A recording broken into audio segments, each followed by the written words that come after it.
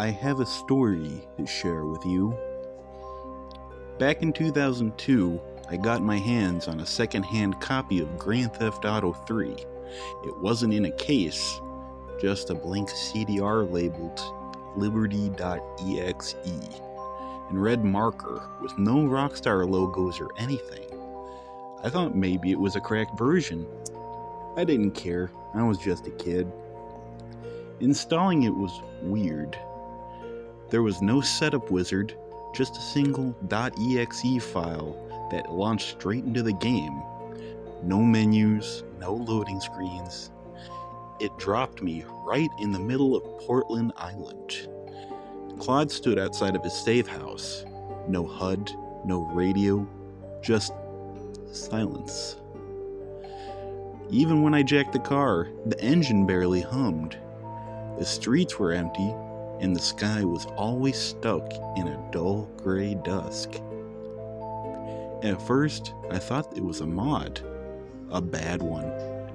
But it got stranger. Whenever I walked too far from the safe house, the roads behind me would disappear.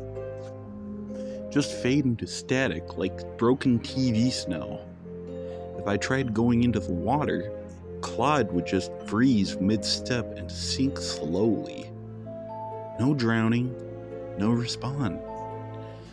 The screen would go black and drop me at the safe house again, except something would always be different. One time, there were footsteps leading away from the safe house door, but I hadn't moved yet. Another time, there was a blood smear down the safe house wall, like someone had been dragged out. I kept playing even though it felt wrong. It felt like the game was watching me. Then came the voices. Not radio chatter, whispers.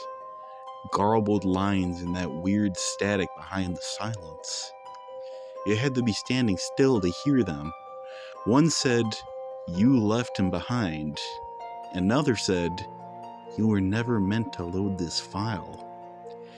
The NPCs finally showed up, but they didn't walk. They just stood in place, twitching. Their faces were blank textures. No eyes, no mouths. I approached one, and instead of the normal dialogue or screams, it whispered, "Claude remembers everything." The worst part, Claude started turning his head toward the camera. Toward me. I didn't press a single button, and yet he'd slowly rotate to stare at the screen.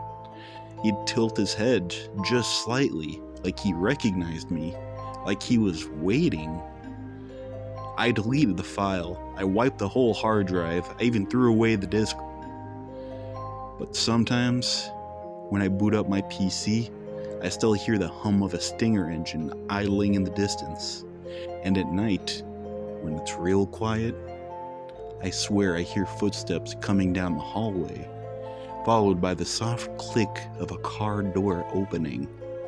Claude never forgets, and Liberty City doesn't let you leave.